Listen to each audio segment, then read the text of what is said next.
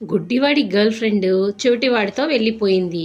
ఇది మూగవాడు చూశాడు. ఈ సంగతి గుడ్డివాడికి ఎలా చెబుతాడు?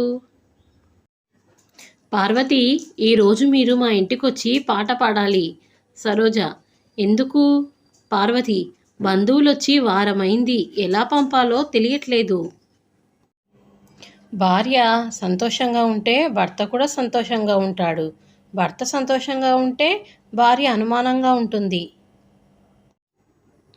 రాము: మధ్యాహ్నం మా ఆవిడ కాస్త అలసటగా ఉందని చెప్పింది. సర్లే సాయం చేద్దామని కిచెన్లోకి వెళ్తే కీరా దోస ముక్కలు కోసి ప్లేట్లో ఉన్నాయి. నేను వాటిపై కొంచెం కారం వేసి ఇచ్చాను. కొంతసేపటికి పడక గది నుంచి కేకలు. నాకేం తెలుసు ఆమె కీరా ముక్కలను కళ్ళపై పెట్టుకుంటుందని? నేనేమైనా కలగన్నానా? నేను లైన్ వేసే అమ్మాయి పేరు హేమ. ఆ అమ్మాయిని చూస్తే పుట్టింది ప్రేమ. ఒకరోజు కుట్టింది నన్ను దోమ.